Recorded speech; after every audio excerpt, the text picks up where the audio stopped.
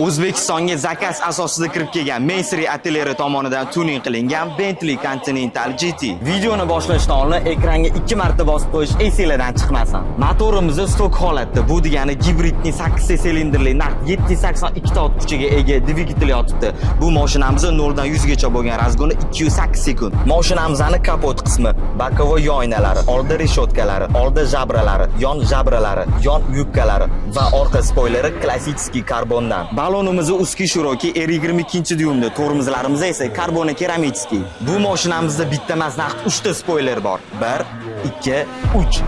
Shunaqa eksklyuziv mashinalarning obzorini birinchilardan bo'lib ko'rish xohlasangiz, menga obuna bo'lib qo'ying.